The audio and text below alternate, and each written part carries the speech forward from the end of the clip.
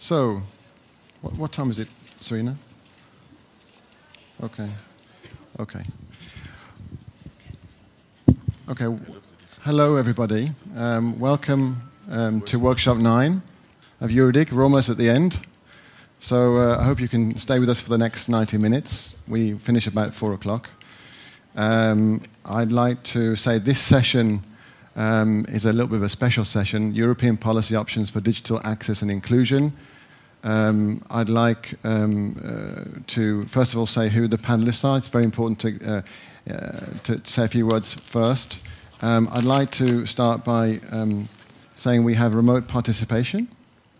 And we have, that's being done by Serena Tilenu from the Chamber of the Deputies of the Romanian Parliament. So thank you, Serena. And we have Cristina Monti from the European Commission, who will be doing the wrapping up, the reporting for the session. It's quite a unique session because this session came quite late in the planning of the EuroDIG, and for a very good reason. And I'm very happy. I'm going to invite Jānis Kārklins in a second to say why that's the case. On this panel, we have Jānis Kārklins, who is the ambassador of Latvia, who is the chair of the IGF multi-stakeholder advisory group. So one of the bosses of the IGF at the global level. So thank you, Jānis. We have Mark Carvel from the UK government, who is here, and he's very much involved in the EuroDIG processes and in internet governance generally. We have Megan Richards from the European Commission, very much involved in EuroDIG, and thank you for coming, Megan. Frederick Dunk from ISOC. I see you a lot, Frederick, very active on the field. Thank you. And we have Desiree Milosevic from Afilias giving us a technical flavor. So thank you very much. Jānis, I'd like to ask you, first of all, just to get things started, why we're having this session? Why are we talking about access? Access to and inclusion to what? Why is it important at the global level? And why are we talking about it at the European level? Because there's not 1 billion users in Europe. Can you tell us more, please, as a framing? Thank you. You got the microphone? Okay, sorry. Okay, I got one. Thank you. So thank you very much, and let me start by thanking organizers of EuroDIG to accepting the invitation of the multi-stakeholder advisory group and to bring the topic on policy menus for next billion online to the agenda of European regional IGF. In preparation for Brazil meeting, which will take place from 10 to 13 of November this year, the multi-stakeholder advisory group is trying to implement recommendations of the Commission Science and Technology for Development Working Group on improvements of IGF. And one of the recommendations specifically we're trying to address is to see whether or how we can get to the more structured outputs from the IGF, which would be of use of participants, governments, companies, private sector, and so on. The thing that we're trying to achieve is to link the national and regional IGFs with the IGF initiative, and to see whether we could create a clear sort of correlation between discussions that are taking place in IGFs at 3 levels: national, regional, and global. The theme which was identified for this year was identified for a number of reasons. One, because it is not controversial.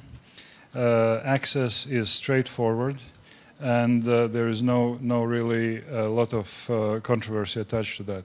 Secondly, that is developmental, and 2015 in the UN calendar is the year of sustainable development, and bringing a theme of development in IGF, MAG felt was important. And secondly, we're talking about policy menus, which means that we're not talking about identification of specific policy that would bring those who are not connected yet online, but rather to identify what are the policy options that worked in different parts of the world on a specific topic, and then share this with the rest of the community. I would like to see coming out from this conversation, as well as those which will take place in other national and regional IGFs, that would be recommendations or formulation of ideas which you think serves Europe or would serve Europe. And after that, we are planning to organize an editorial group which will be open-ended.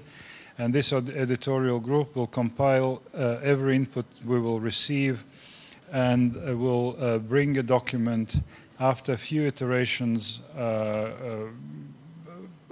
following the public consultations online to IGF. And this is what we're experimenting this year, and we will see whether that type of linkage would work, and how much energy that would bring to IGF, or how much energy that will take away from IGF, because we don't know. It may happen that document will be well received immediately and endorsed by everyone.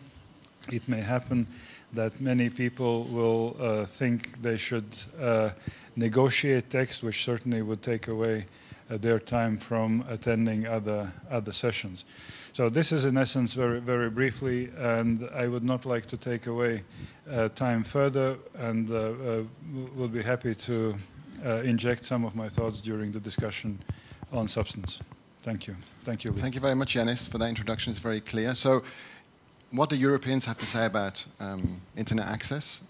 We're here to give the views of Europe to the global IGF. So it's very important that we have a good participation from you. It's your session.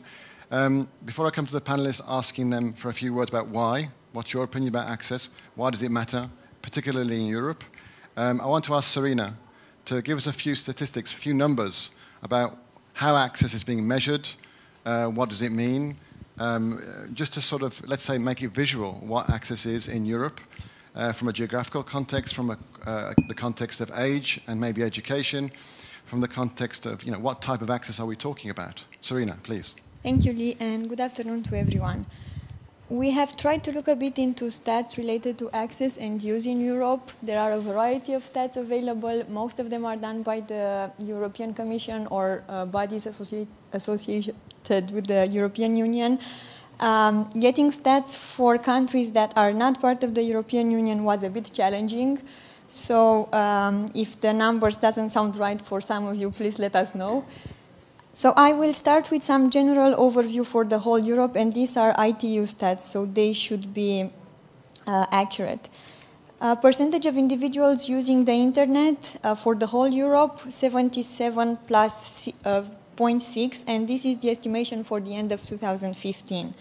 Households with internet access at home, and for Europe it is the highest percentage among all other regions in the world. It's 82.1% of the whole population in Europe. And again, I'm talking about the whole Europe, not only the European Union. Fixed broadband subscription, again, highest among all other regions, 29.6% of population. Again, an estimation for the end of 2015. And active mobile broadband subscriptions, 78 plus 2 of the whole population. Looking at the whole Europe, there is some digital divide, and there are various dimensions of this digital divide. One of them is the geographical one, the differences between West and East and North and South. And I will look a bit into these differences and give you some numbers for some countries. And this is about internet users. For the West, we have the highest rates of Finland, Netherlands, Sweden, Luxembourg, with above 90% of all citizens being internet users. And for East, the difference, you will see it's quite high. We have Ukraine with 37%, we have Armenia with only 43%, Moldova and Serbia with 45% and 49% respectively. The digital divide is not only about East and West, but there is also the North and South. digital divide. Again, we have in North Finland, Netherlands, Denmark with above 90, and then if we go to the south, we see Turkey with only 46%, Serbia the 49, Italy and Greece even only 59. So the geographical digital divide is a very obvious one when we talk about the whole Europe. Now, again, as I've told you, most of the stats are available for European Union countries, Norway, in some cases Serbia, for some other stats, Iceland was also there. So it might not be the case that these numbers are relevant for the whole Europe. But I will go to them because I think they are very important to look a bit into them. So 72% of all EU citizens use the internet at least once a week. This looks a bit strange, so maybe this is one thing we can discuss today about these stats and whether the measurements, not only the tools, but also the things that they are looking into are relevant and how they are relevant. Using the internet once a week, I don't know what that means, so maybe we can again talk about this. People who go online on a daily basis. We have, again, countries with very high percentage of regular internet users. Just under 2/3 of all European citizens use the internet every day or almost every day, so 65%. But the share ranged in 2014 from 32% in Romania to 85% or more in Denmark and Luxembourg. So again, this difference and geographical also. 80% of all EU citizens never use the internet, and I think this is very important to underline. And again, it is a difference between countries and between regions. We have Romania and Bulgaria as the lowest, and then Luxembourg and Netherlands as the highest. Another thing would be about fast broadband, fast access and broadband, and again, the differences are mostly geographical when we talk about the general picture. And when we talk about whether it's fast or ultra-fast, you can notice that we cannot really talk about the geographical division again. So this would be another thing, but maybe we can look a bit more into this when we start the discussion and go into the various issues related to access. Okay. Thank you. Thank you, Serena. I'm glad that we have those statistics. They give you some idea. The measurements are quite interesting. Why are we measuring it like that? I would ask that question. I want to come straight to Mark Carvell from the UK government. There's super fast broadband in the UK, or it's coming through. I'd like to ask you, Mark, about why do we need super fast broadband? Why do we need these things, 5G, for example? What's your opinion from the UK perspective? Thank you. Well, thank you, Lee, and good afternoon, everybody. I'm with the Department for Culture, Media and Sport, and this is the UK ministry which is responsible for our broadband programme. And as you said, Lee, this is an important part of government policy to ensure that the UK keeps in step with the development of the global digital economy, and that our businesses are able to compete internationally, in addition to growing our own economy, that they're able to export effectively and so on. And the figures are not actually that brilliant for the UK. I mean, one of the surveys showed that as many as 30% of small businesses have no digital knowledge or skills and don't have websites. So there's a challenge to be addressed for us. And it's an important opportunity, really, to test out projects, to deliver the opportunities for the UK community, and also to learn from our experience and impart that through, for example, the Internet Governance Forum process, which is an important and critical opportunity, really, for engaging communities in developing countries and small island developing states, so that they benefit from the opportunities that the information society should bring for them socially and economically. So we have a challenge in the UK, and to bring our population and our business communities up to the right kind of level, and we want to ensure that the global community also develops and learns from our experience, and we learn from the experience of other countries. Yeah. Okay, thank you very much, Mark. So there are divides, and I'd like to come to you at some point soon about the divides that you may see regarding access and inclusion. We'll talk about inclusion a little bit later, but we're going to talk about that. I mean, access alone isn't enough, really, in this panel. I think we really need to talk about, what does it mean to be online? Megan Richards from the European Commission. What does it mean for you? A lot of good work has been done by the Commission. Is it a question of just opportunity and choice for the consumer? Is it all of that and more? Could you tell us more, please, briefly? Well, that's an important factor, of course, the choice of the consumer. But I think in terms of policy options and the policy framework, we have a really interesting opportunity now in Europe to drive this forward. If you look at the statistics, Irina has given us a lot of statistics, there are rather big differences, as she's mentioned, north-south, east-west, etc. But if you look at individuals, we see in Europe quite large distinctions between rich and poor, rural, urban, educated, uneducated, what else? Old and young, quite important differences just in Europe, just in the European Union. But if you take the group of Europeans under the age of 25, those distinctions disappear. And so I think this is something that's really very important. How do we make sure that the youth who are already very much active continue to be active, continue to have access, also through public libraries, public institutions, etc. They don't necessarily have to have it in their homes, in their hands, etc. There are other ways and means of doing so. This is one important aspect.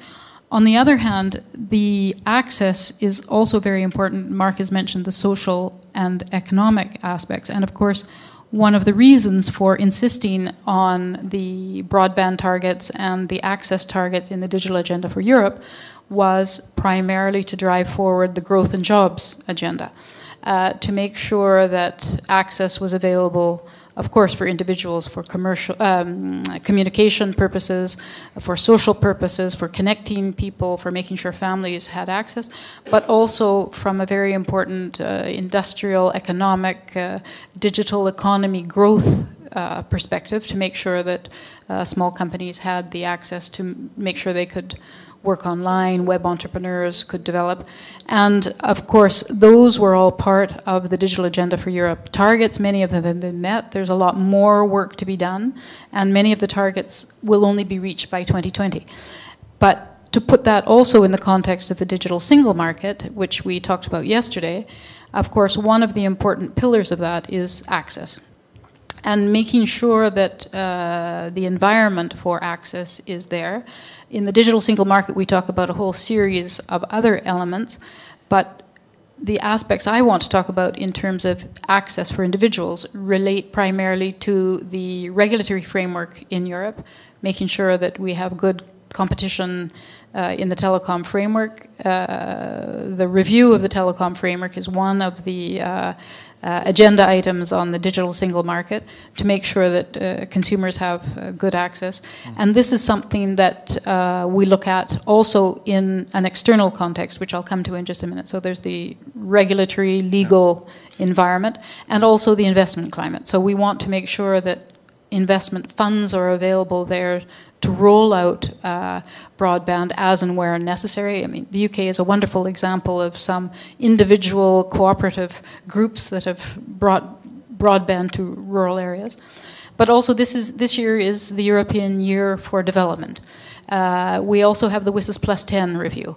The whole WSIS initiated on the basis of the importance of information society for everyone in the world, bridging the digital divide between, now when I talk about North and South, I don't mean Europe, I mean the rich developed world vis-a-vis the rest of the world, developing countries, BRICS, least developed countries, which Mark has mentioned as well. And here we have an interest in making sure that the European models are not necessarily followed exactly, but the experiences that we have had can be used to the extent they're useful, appropriate, etc., in those developing countries, and make sure that we all can work together. We have a global interest in making sure the rest of the world also has access. Again, as I mentioned yesterday, in the digital single market context, the better the European digital single market, and the better we have access, and the better access developing countries have, the more we can trade, the more we can exchange information, etc. So there's lots more to say about this, but don't worry, I'm not going to say any more. Okay, thank you. Thank you very much, Megan. If I pass the mic to Frederick Donk from ISOC. Now, ISOC has been very much involved at the global level in this discussion, and briefly, your expectations, Frederick. Why is it important for you? What are we trying to convey from Europe to the global IGF, please? Thank you.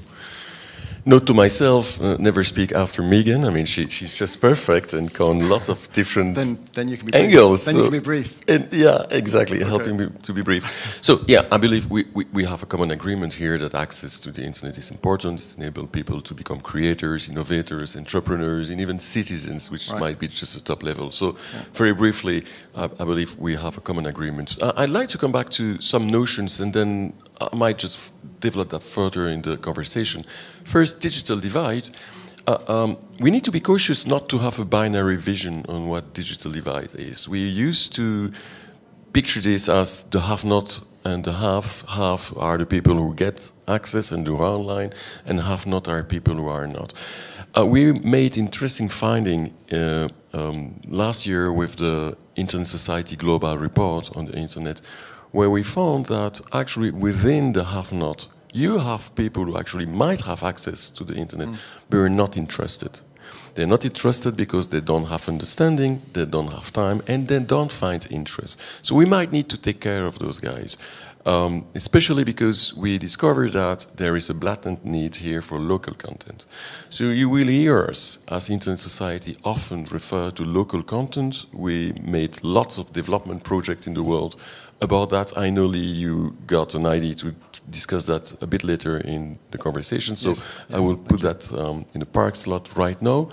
Yeah. Access is also about enabling access. I believe that the notion of enabling access environment that we used to develop in the past evolved a little bit to something we called smart development. So there are three pillars, we believe, that would be human infrastructures, network infrastructures, and governance infrastructures. Okay. And I'd like to develop that later. Okay, thank you very much. Thank you for being brief. Desiree, you're from the technical community in particular, and we heard from the gentleman, Mr. Holland, on the first panel on the first day about being part of the technical community, facilitating access, that you're there to make sure that, everyone gets that access. I mean, what's the viewpoint of why is it important from a technical point? I mean, it's part of your business, isn't it, to facilitate access? Well, certainly, when we start talking about access, as we have heard, there are many different parts of aspects, and the functioning and the technical capabilities that we need to have is another important part of it. So, if we look just at trying to simplify the internet and broadband connection and the elements it consists of, we can start with looking at the physical layers, the fiber optics in the ground, the satellites, the wireless access. Then we can look at some of the logical layer where these protocols, technical protocols and open standards that are developed play a crucial role in how internet users today use internet to get access to other computers and other websites. So DNS, or domain name service, is one of these technical aspects that internet users use on a daily basis and probably don't have much understanding of what's happening in the background and how that works. But it is an important element. And also then there's the content part with all the regulatory environment and policies, how to access and what kind of content to access. I think in order to just be from a technical point of view, I think we understand these elements, but I think there's also an environment that needs to be there in order to develop not just the infrastructure, and by that I mean not just the physical layers, but also institutions that are contributing to development of access. And by those I mean internet exchange points in the region that keep the local data local, so you don't have extra costs in saving your cost in terms of traffic. So there are ways of managing access that contribute to the economy of of the network itself and the private actor who runs or non-for-profit players. So there are elements important like the functioning of the CCTLD registry, there are internet exchange points, there are ISPs, there is telecom, and all these elements are a good ground for and basic and necessary elements to function really well. And adoption of open standards. Okay. So this is a kind of task that technical community has to coordinate those elements in the ecosystem that works well. And those are usually hidden underneath the iceberg and are not so visible to the internet users. Okay. Just one thing about the statistics, I think, that I'd like to mention. That we need to address. When we talk about 3 billion internet users that are connected online today, we forget that 75% of those users, or 2.1 billion, are actually in top 20 countries. So we have really not just a digital divide in Europe with a lack of skills and inclusion, but it's on a global basis. Okay. And I can come back to these elements. Well, thank you, Desiree, because we need to look. Yes, just a second. Thank you, Dusan. We need to look at the regulatory environment, the right environment for partnerships between government and non-state actors. And I want to come to that in a little while. But I want to really talk with you guys about your views on access, what it means for you. Is it only a question of physical access? Is it more than that? What does it represent? We're in Bulgaria. We're in the region. What does it mean in terms of accessing content? We can touch content now. This is about inclusion, of course. I imagine if we're not looking at content, then how can we attract people online if they don't have content in their local language, for example? How are you going to get the next billion if they can't read the stuff that they want to get access to? I see someone there, Dusan, or is it Vojislav first? Please, your name, and let's have a conversation. Thank you. Thank you. Also, EuroDIG from .rs. You cut me in half tweeting about the other aspect of digital divide, which is the content digital divide. Okay. When we make access, whether it's a blog post, a web page, or buying an airline ticket, somebody produced that content. So those countries that produced most of the content which is accessed are actually content exporters, while others who produce little content, they have content consumers. Right. It's just like with any other commodity. There is one more aspect of access I would like to turn our attention to. What we mean by access, without any definition, is ability to connect to internet and to consume the content, and then we rate the access according to availability and speed of the connection. But when we access any service, any content, we are also being accessed. By whom? We individually, by all the intermediaries, starting with our phone, hardware, software, and especially firmware, and all the intermediaries, ISPs, and other services which provide us with access, but they also access us, of which we are most often not at all aware. And when we are aware, we try not to think about it, not to think about all the possibly negative effects. Okay. There are some positive, but I see more negative. So those are just a few thoughts from me. Thank you very much. You should pass the mic to Dusan. But before we get to Dusan, so the point is that access, we're looking now straight to content and those issues. And the two-way approach that Vojislav is talking about, which is that they can see you, you can see them. Access means that there is some, I don't want to use the words mass surveillance, but it's in the newspapers. Are we talking about that too? I don't really want to go into too much discussion in this session, but Dusan, would you tell your name and maybe your question, please? Dusan, again, from Serbian Registry. Serbians are taking over this conversation. So I will be brief. When you talk about users, internet users, you are talking about human internet users, or maybe Internet of Things already starting to happen. So we will have a bunch of things or internet users in my point of view, because I am coming from technical society. We will have a bunch of users, for example, washing machines are already there.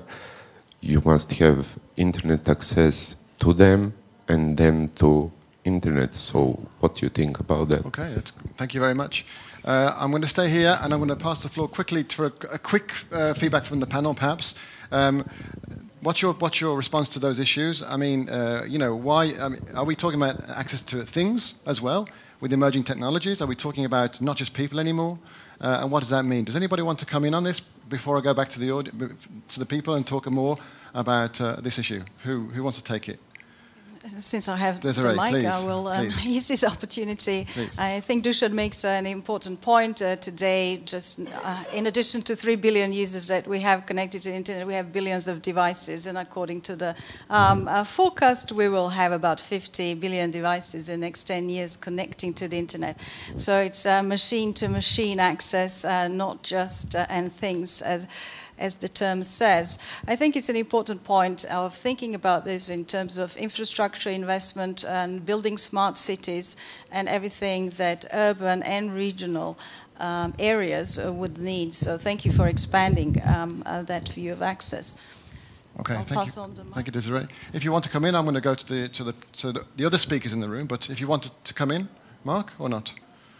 Well, just very quickly to expand on what Desiree has already said. It's clear that different users have different needs. The Internet of Things is one aspect to connect things, but it's also clear that an SME that is going to do most of its activity on the internet and using the internet as for sales or whatever else it is, needs more upload and download speed, high speed, than, for example, my mother, who needs to only send me an email once a week, she's maybe once a week user. So the difference and distinguishing and differentiation between different users and different times, I think, is important. Okay, thank you. Mark? Thanks, yes. Well, I mean, it is a very valid point to refer to what's fast coming down the track in terms of connectivity of objects, of devices in the home and so on. It's an important part of it. And we have a Smart Cities program which is very much integrating that into the policy objective. But I think for this session, our focus really is on the human element. That is the theme that we are intersecting with from this regional IGF to the global IGF, and it's part of the overall objective to integrate connectivity between things and human access. But I agree with Megan, really we need to look primarily at the economic opportunities that risk being missed by large communities across the world and also within our developed economy communities in the UK, and the kind of policy initiatives that we need to develop to address those more immediate challenges, if you like. But I'm not disregarding Internet of Things. Right. It's important, and there will be sessions on this in Joan Pessoa at the IGF, and it's highly relevant, I agree. Thank you very much, Mark. We have comments from remote participation, but we have a lady here who wants to speak, so after please. Your name and your question. Rosalia Baco from Romania. The EU Kids Online project in Europe proved that there is an East-West divide in Europe in terms of both access, infrastructural access, and also content access. Less children and young people produce content. They are not taught to do it, and they lack the skills and the understanding. And also, there is little formal education put in place. So I think if we think about policies, educational policies should be enforced in terms of formal digital literacy and formal information literacy in Europe, I think. Thank you very much. We're going to come to questions of skills and literacy in a short while. Serena, you have someone on remote who wants to come in. Thank you. Thank you, Lee. We have Marilia Maciel with a comment and a question. So I will read out. In the two phases of WSIS, European countries and Latin American countries converged around the idea that the information society should be built around both an economic and a social component. Benefits from the information society should be more equally shared. In these 10 years, it seems that economically a market-oriented view has gained ground. Many of us experience access through walled gardens and initiatives like Internet.org will contribute to this trend. Is the future of the Internet, the Ubernet, the magazine in? The magazine, The Economist, announced, is there space for strengthening the idea of the Internet as a global public good in the WSIS review process, and how to move politically and practically towards this understanding? Thank you. Okay, thank you very much, Marilia. It's a good question, a long one. And we're not just talking about physical access, we're talking about the benefits to humans. Yanis, do you want to come in on this point? Yeah, no, I have a question, actually. Yes. Actually, listening the comments, I want to ask a question to Megan. We see that there is a lot of progress in terms of access in the European Union in general because of the policies in place. At the same time, there is also disparities. Has the European Commission analyzed what's the reason for these disparities within the European Union? And they're significant if we look 90% in Finland and around 60% in Greece. What is the reason, in your opinion? Is that a policy question? Is that still an economic development question?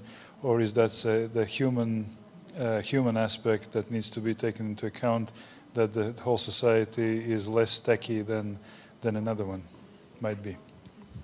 Megan, please, very briefly. We need to go to the next. Concerned that I'll talk too long. A lot of analysis has been done, no question. The problem is finding a solution for all of the problems that have been identified. In some cases, it's very strong public policy to ensure that public funding goes to help roll out infrastructure. Sometimes it's a problem relating to rural-urban access. In Greece, you know, for example, that there are a lot of outlying islands, very difficult to get to. The access is sometimes very difficult. Part of it relates also to the regulatory framework, which theoretically is harmonized and unified within Europe, but let's be honest, there are sometimes differences between different regions, and so some aspects relate to that, and some relate to the investment climate. So there are a whole series of elements, and what we're trying to do in Europe, of course, is make sure that all the actors involved work together to ensure this rollout. Private sector, government, industry, regulators, etc. Okay, thank you very much. Oh, I thought you were waving for the... Frederick? I didn't want to interrupt you. I hope I didn't. So now that I have the mic, thank you, by the way, for this very clever point made by the remote participants. My assumption was that indeed we would be here to discuss access to the global open internet, right? I mean, even in the network neutrality debate a few hours ago, we didn't dare to get there, and I guess we don't want to get here unless we want to open a totally new, quite contentious issue. So yes, my assumption is we're talking about the global open internet. Yeah. So that would be my first point. My second one, Lee, you're right to try to draw out of this audience the fact that, well, the network are very important, access to network, but there were misconceptions in the past that when you build it, they will come. I mean, there is something else that you're trying to let us say, and that would be something else. Yeah, thank you, Frederick. We're going to come to that about access alone is perhaps not enough.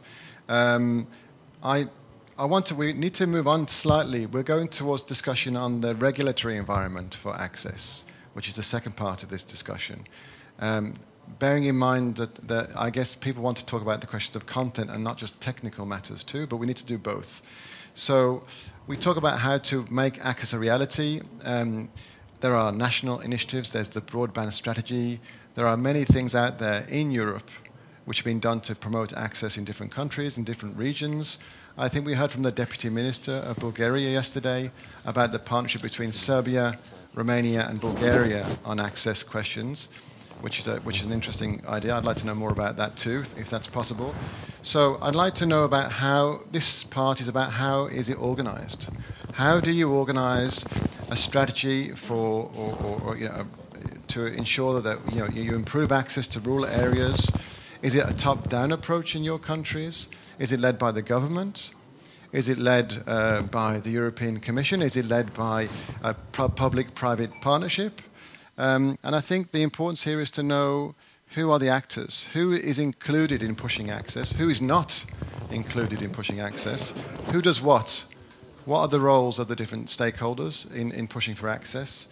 And I think this part, in terms of conveying a message from Europe to the global IGF, is that what are the practices, what are the best practices, what are we learning in Europe?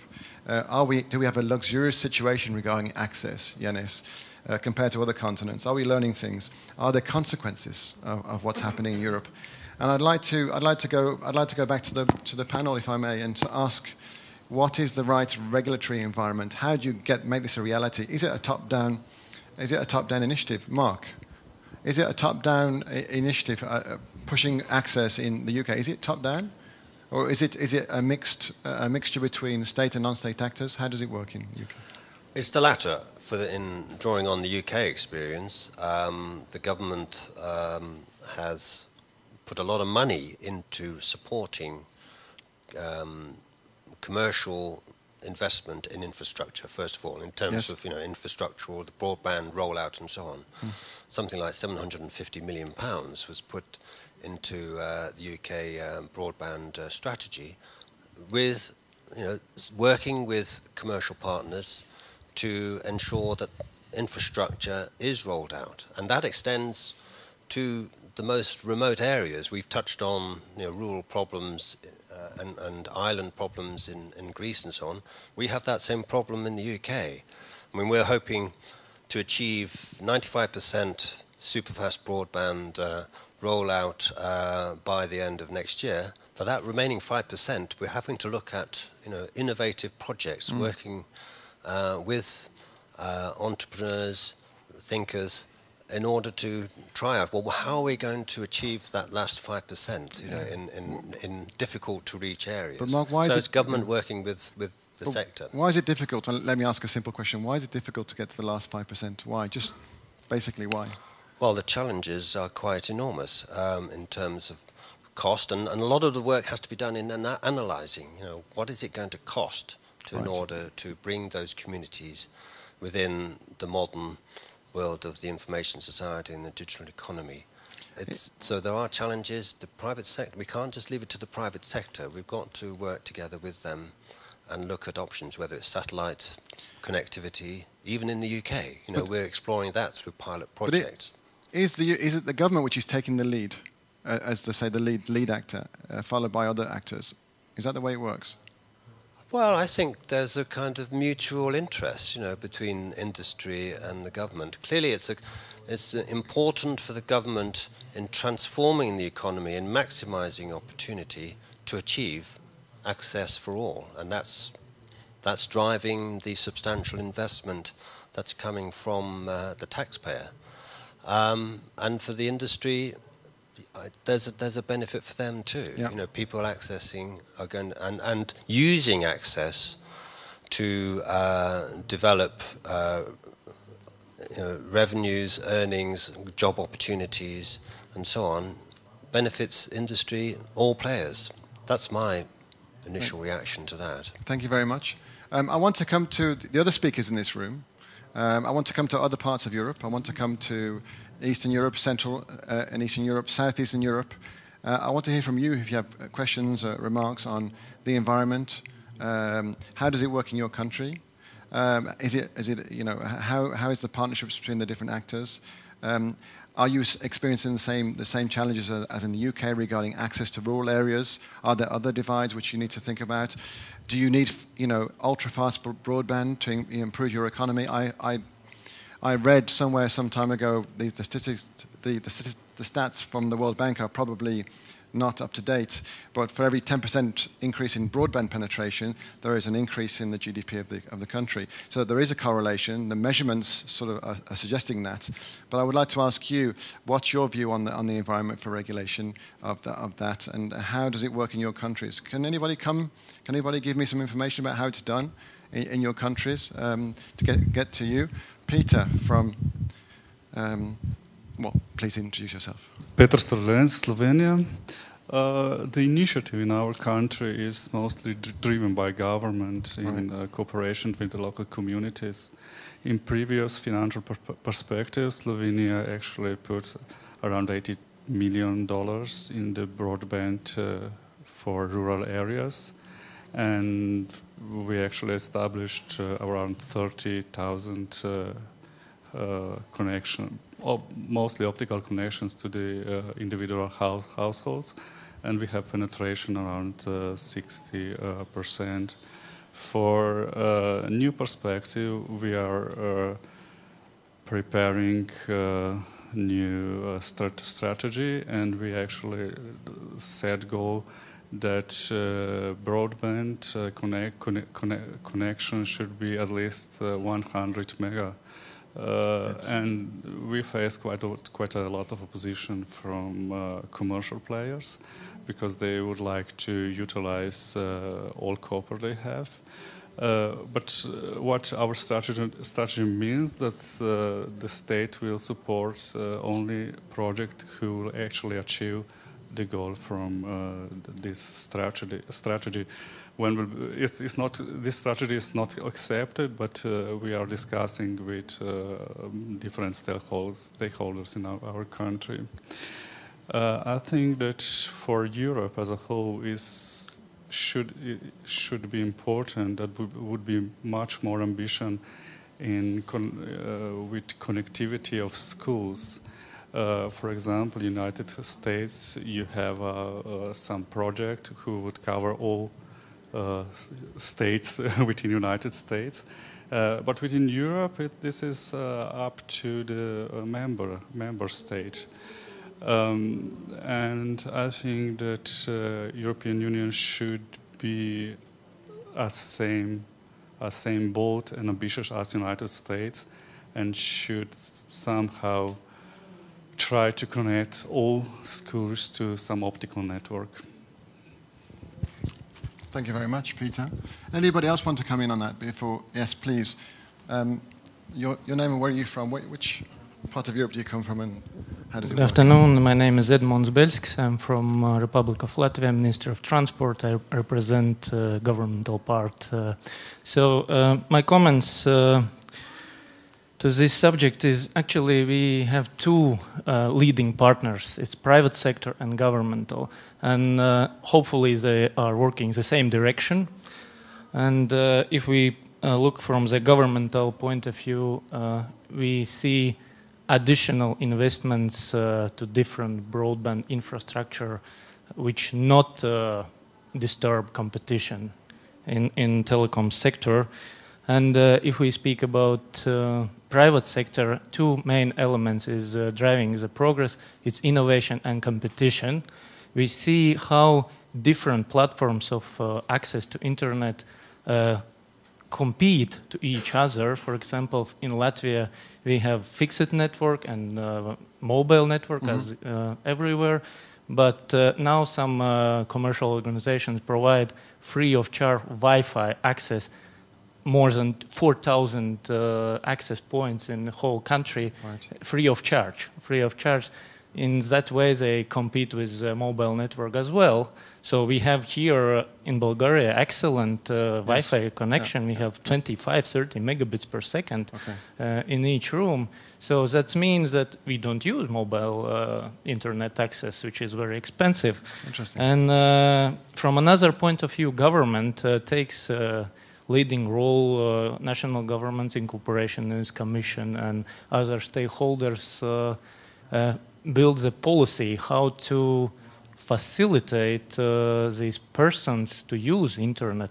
Even they have possibility to access, as we heard, but they don't use.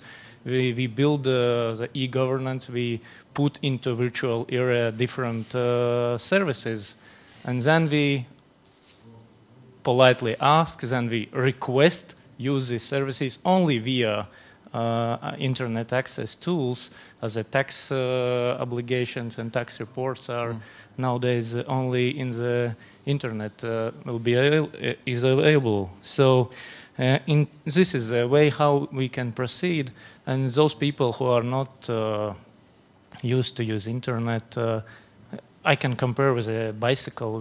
When we start to ride the bicycle, we are not the champions from the first day.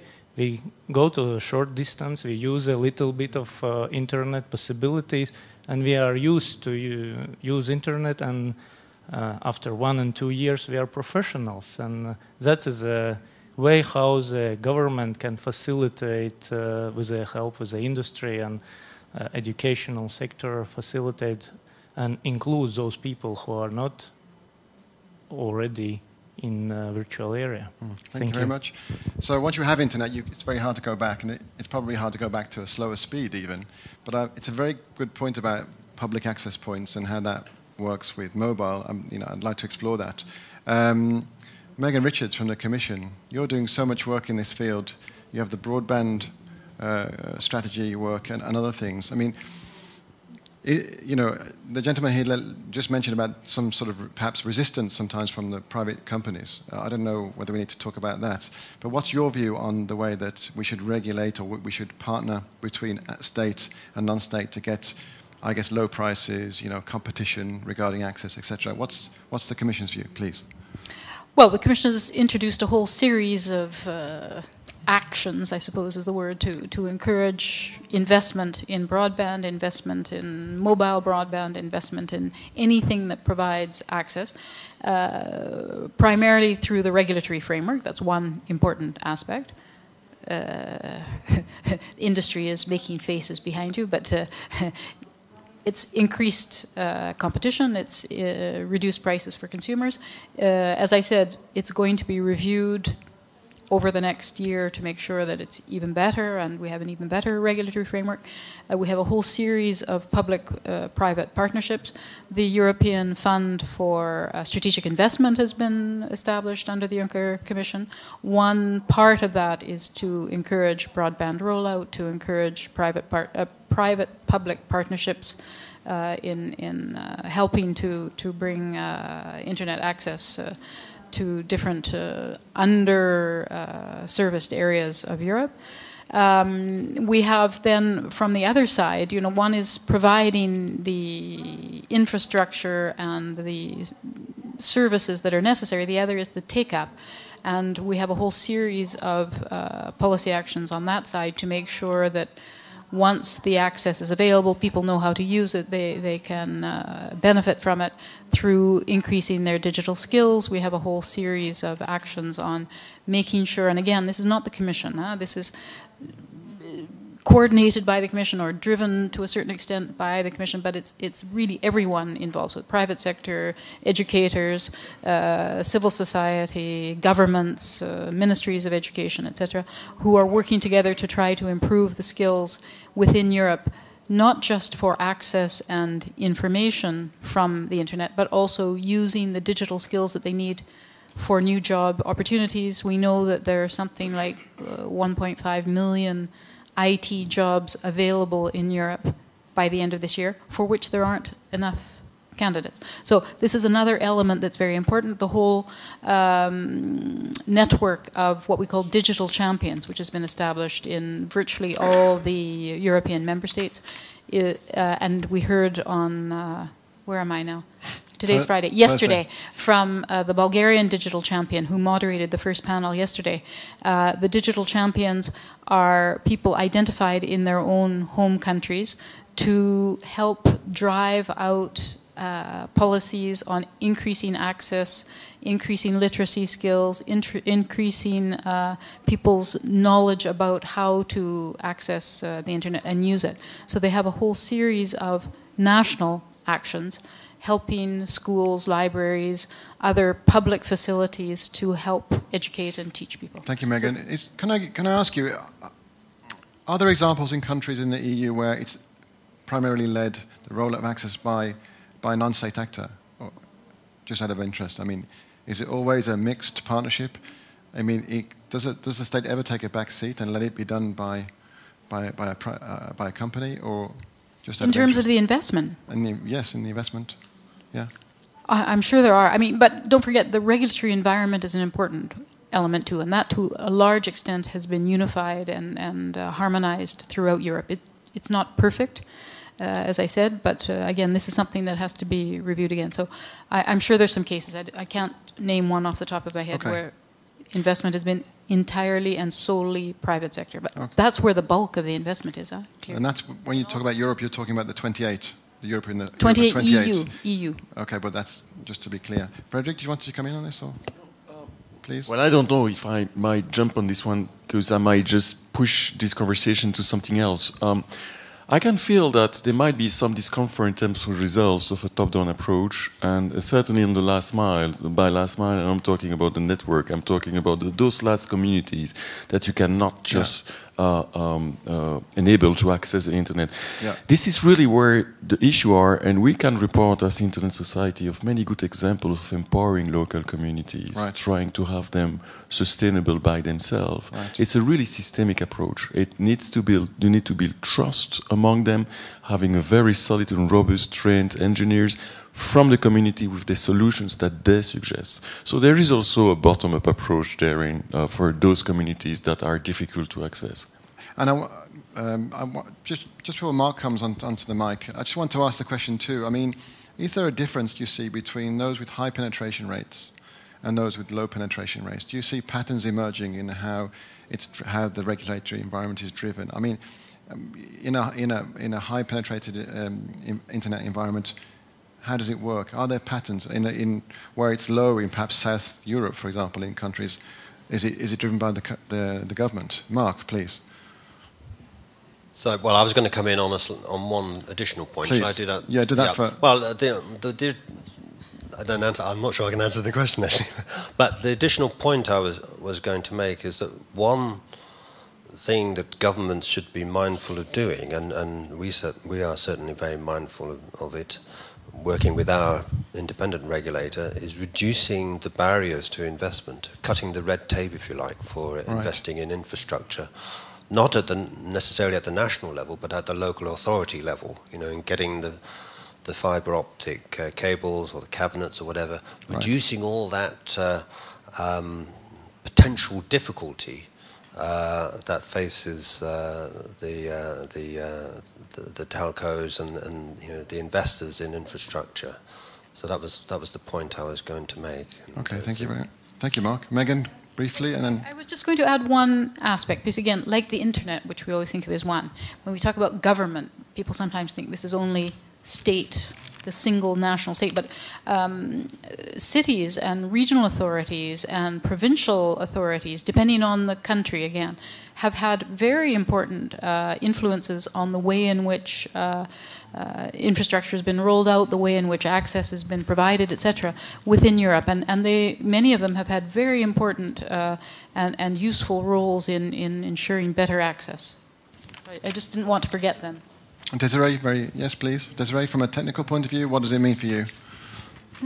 Well, I think that one of the main points is the shared infrastructure, and that new players coming into providing internet access and services are able to connect to the existing infrastructure and share that. And we have seen that in the fixed line internet access, that it works much better than on mobile telephony, where the internet access is ultra fast but very expensive and mainly targeting some of the urban spaces, not all the rural areas. So there, I think what we've seen throughout Europe are all different cases as to how the problem of creating this equal level field to other private actors to come into the market is working. And I think in the UK we have there is a really good example of the open reach and the reason why, for example, the UK does not have a problem with net neutrality, because all internet service providers were able to connect to the incumbent infrastructure. So what I'm really making a point here is the existing infrastructure in other countries here in the region. We had PTT, which was the incumbent, or the Post Telegraph telephone service. And getting that line and access shared is equally important in the fixed line as well as in mobile. And that's not what we are seeing today in Europe. They're not sharing their towers and radio links, and there's a lot of room for improvement there. Okay, thank you. Any lessons learned so far? Any unintended consequences? Any best practices that we can share from Europe to the global IGF? Are there things that we need to convey? Or are we all very happy in Europe with the increasing access to internet, even though there are divides and we need to do more, faster speeds? Any views from the speakers in this room before we carry on? We're into our last half an hour. I'd like to go beyond the EU 28 towards the other countries in Europe. If you are here, if you have comments to make on the environment and what you see. If not, then I would like to go to the third section of this discussion, which is about the gaps and about questions of, you may have access, but you may not use it. It was mentioned earlier. Why are people who have access not using it? Are they scared to use it? Is it a question of skills? Is it a question of age? Is it only for the young people? Then there is obviously a need from this discussion to close the gaps. What are the gaps? What are the gaps in your countries? Why are people who have access not using it? I want to maybe pull in our colleague from Finland. From Finland, I know that in Finland, for example, there is a legal right to access the internet in Finland, which I think is a link to the universal service obligations in Finland. And I know that in certain countries, I think in Spain too, and in one or two other countries, there is a legal right to have access.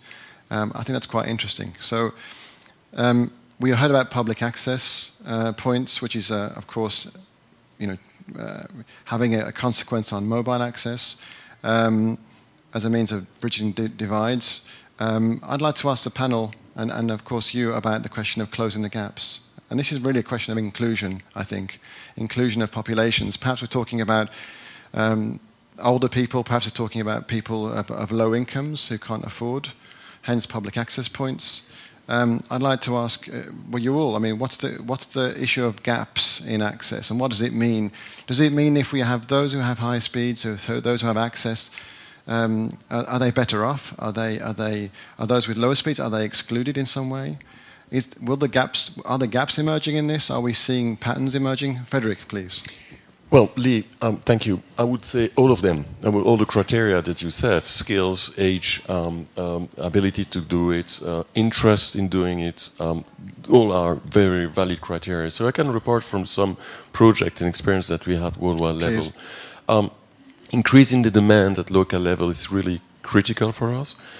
By that I mean not only relevant content, but accessible content. And in most of the case, we realize that the content might be there, but outside of the country, because we don't have equipment or infrastructure that allow for the content to stay in the country and be created in the country.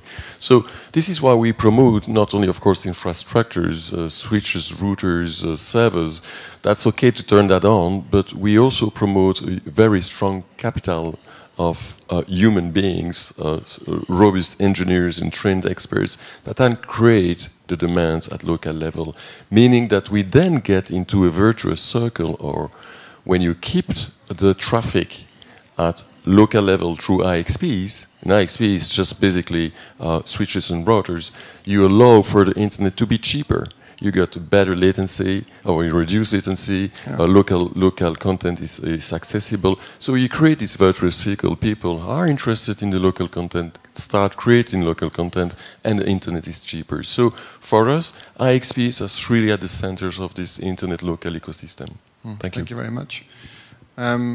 Maybe perhaps Yanis, you put your hand up, and then Megan, if you want, if that's okay, if we do it in that order, please. Yanis? Yeah, very much in line that Frederick said. Actually, I remember when I was at UNESCO, we were doing together a study together with OECD on the correlation between the access and the local content. And what Frederick said, that is absolutely true. More you have local content, more you have people willing to access internet and then use that content. The problem is that there are countries in the world where content is not kept in the country.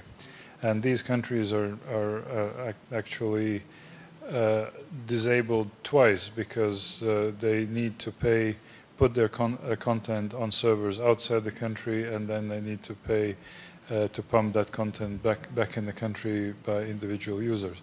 So that is one aspect. Another aspect very much linked to that, if we do not promote within the country local internet infrastructure, we do not develop knowledge about internet locally.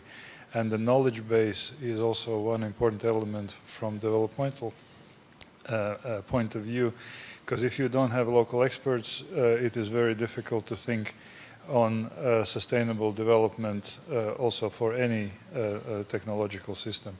So in other words, there is a very strong correlation, and infrastructure development and content development, they go or should go hand in hand, because they are mutually reinforcing each other. Thank you very much. So local content, we're going back to the beginning of the discussion. Megan, please.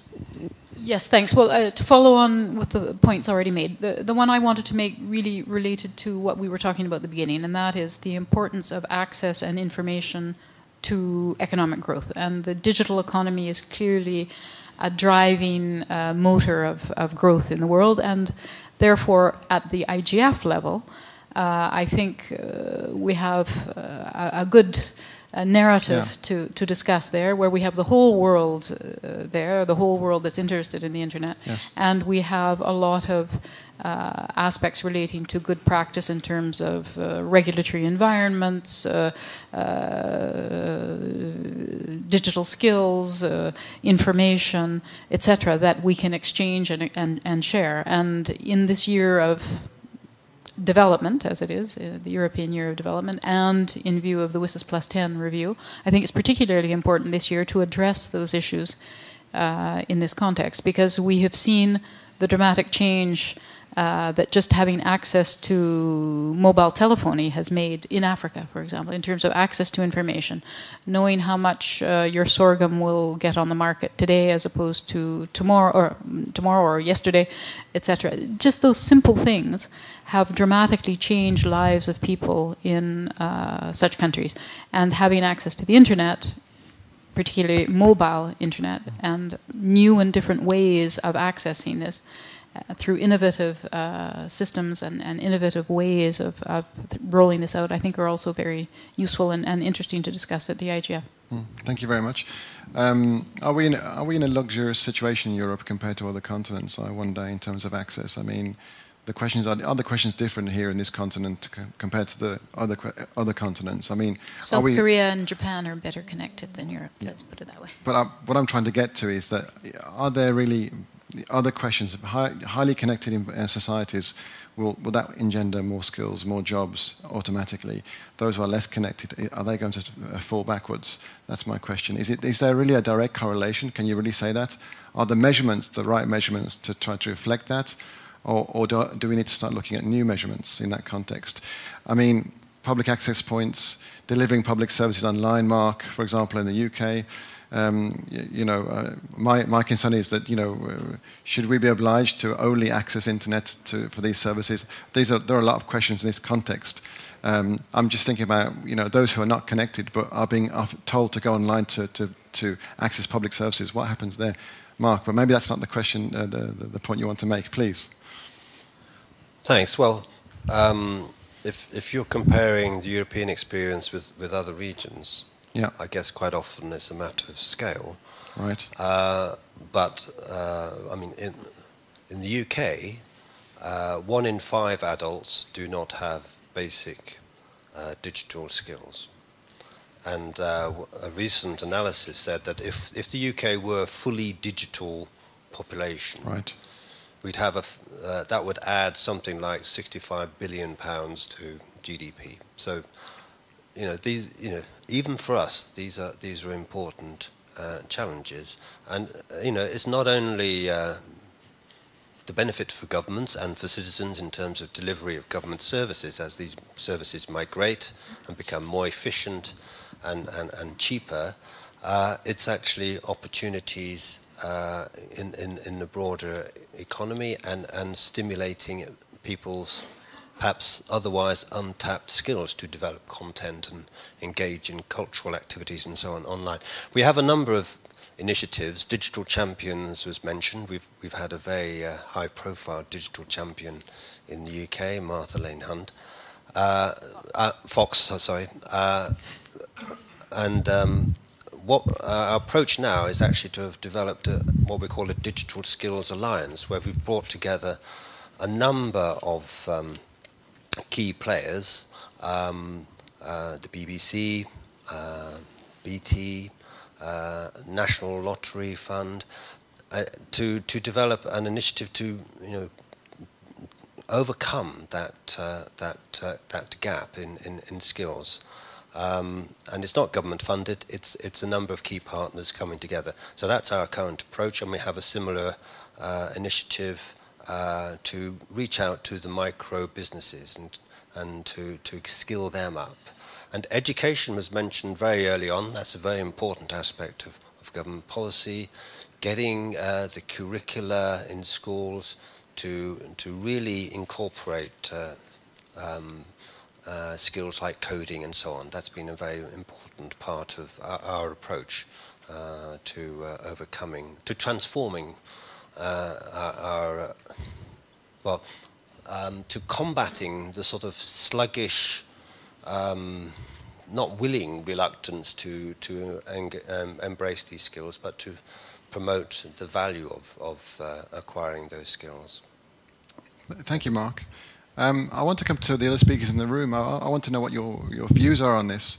We're into the last 15 minutes, and I'm very conscious that we have to convey some messages to the global IGF. I hope, Yanis, we are meeting expectations in terms of what you expect from Europe in terms of this discussion.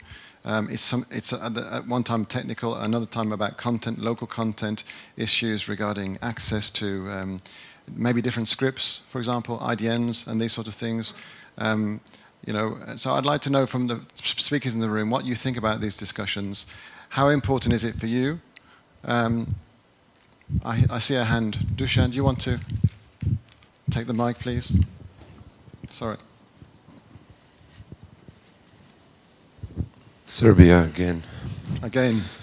About IDNs and about other stuff. You were talking about many things, but you didn't, and thanks to Desiree, only one time she was mentioning protocol layers. I want to ask you about IPv6, for example. This is not IDN. This is not something that is related to the local thing. This is global thing, but those kind of protocols, are those the question of the government strategy or lower? Should we discuss that on IGF? Usage of those addresses, those protocols that after that we can talk about IDN. Also a protocol layer. Should we discuss this? Because IDN domain names, internationalized domain names, they are somehow connected to access the content in a local language. So please give us a thought about that. Thanks. Dushan? Desiree, I'm looking at you. I'm wondering whether you have a technical response to a technical question like that. IPv6. Thank you. Dusan again raised an interesting and important point, the fact that in order for the networks to operate well and to connect next billions of devices online as well as users, we would need in parallel to run IPv6. And whilst I had talked with some representatives from the European Commission, they felt that internet standards that are developed voluntarily, it's not the government job to actually urge anyone or dictate internet service providers to adopt that. And I was a little bit shocked by, having heard. I do think that policymakers should do more and more awareness, because currently it's just a technical community who's raising this issue, and private sector has not got enough of case studies to see that it's necessary to invest in next layer and a next IPv6 infrastructure in order to connect additional billions of users. So in my view, it's an extremely urgent issue to develop IPv6, and we have seen in Africa leapfrogging nations that are already running in parallel IPv6 and IPv4. These are currently not interoperable, and I would approve and support any policymakers on a national and governmental level who could raise more awareness and do some incentive for those ISPs to provide that access. Thank you, Desiree. Voice left, please. We have to continue with IPv6 and who should make whom invest.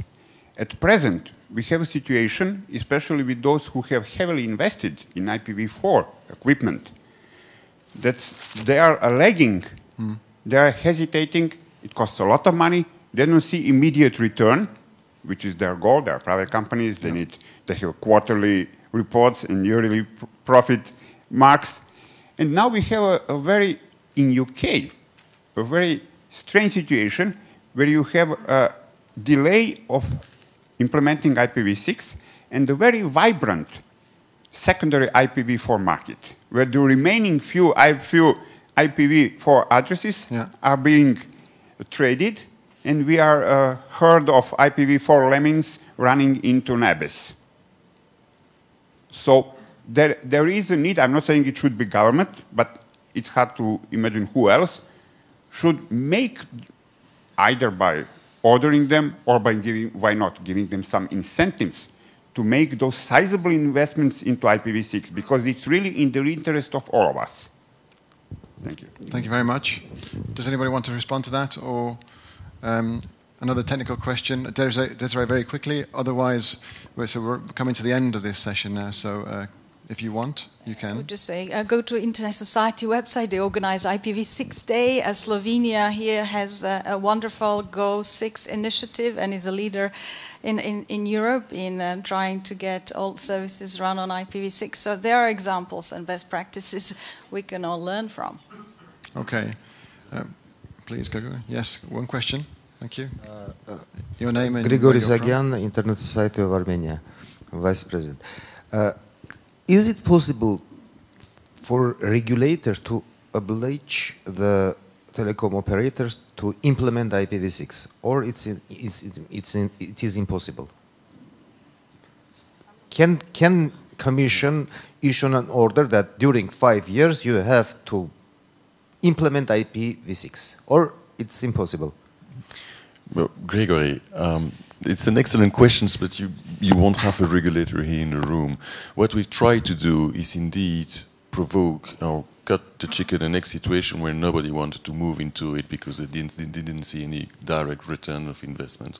Hence, the Internet Society way to do it is to promoting interest, saying that there will be a competitive advantage, and certainly you cannot consider or speak even of the Internet of the future without considering wide adoption of IPv6. So we continuously come back on this, try to move people towards this, and there are people who already move. So maybe at European level it might be interesting to consider that there might be a competitive advantage for the region to move massively to IPv6 because others have understood it already. So we organize with the Internet Society on a yearly basis, or IPv6 Day, when we try to convince people in the world, and there are people who move even in big corporate, companies, not only US. So I'm proud to say that we have evidence of people moving, but this is slow. So I would tend to agree with you that we might try, we might be tempted. I'm not sure that a regulatory pressure might change something here. You need adoption on a voluntary basis with people who are convinced that they need to. But this is an ecosystem again. Yes, please. Just to add one thing, it's something that we considered in Horizon 2020, which is the new framework program for research and innovation in Europe, to require as a condition of funding to make sure that all the participants used IPv6. It was one of the ideas. And the Commission spends a lot of time encouraging, sending out information, holding hands in terms of using IPv6. But at the end of the day, it was decided it was too much to require that as a precondition to funding. But and I apologize, I have to rush. Yes. So if you don't mind, I'll abandon you. Okay, just the last word. Yes. Leading by example on IPv6 is a good idea. So I will just close my eyes, but not saying who in this room is using IPv6, including governments and organizations. So it would be good for governments and international organizations to show the lead. Thank you. We're running out of time. We have about 5 minutes left. We started a little bit late. The last part, before we turn to Christina, who will give a short wrap-up reporting, Europe and beyond, and I'm looking at Yanis in particular.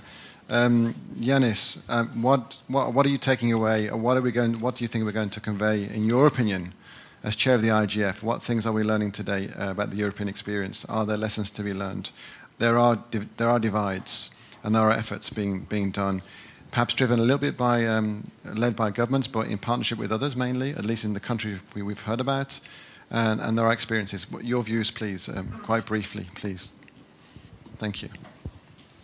Well, thank you very much. I think there is a wealth of material that could be shared with others, and we clearly see that there are number of elements that have facilitated spread of technology and internet in Europe. First of all, that is enabling environment, which allowed innovation by all. That is also governmental policies which are in place that stimulates government services moving online and sustaining the offer. That is also educational policies that bring more people and make young people more accustomed to sort of ways how technology could be used in the best possible manner. Of course, one needs also to acknowledge that and explain what are the main reasons behind the gaps that also have been identified during this discussion, and demonstrate that there are some objective elements like poor concentration of population in remote areas which require additional investments, and their public policy may not be sufficient, and then maybe some other policy should be put in place to subsidize access and to stimulate the market until the market forces would start working. So all these elements I would be pleased to see captured in the submission, and that would constitute a good basis or good input for the editorial group to work on and to bring it to IGF Brazil. Okay, thank you, Yanis. We're at wrap-up time, and I think you have one final, if you have any very, very quick points, you can say them now, otherwise I'm going to pass to Christina. But Christina, maybe you want to sit there in where Megan sits.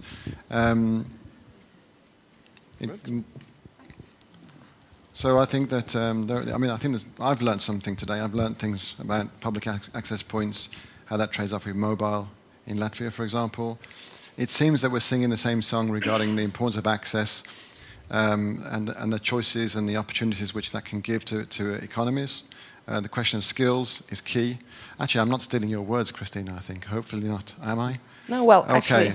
Okay, let me leave it to you. I apologize. Maybe asking a public official to write a summary of discussions is not really a great idea, because I have capture so many interesting ideas and issues, so maybe my summary is not as short as expected, but I'll try to read it out. Okay, please. So, access is a major enabler for societies, economies, innovators, and citizens.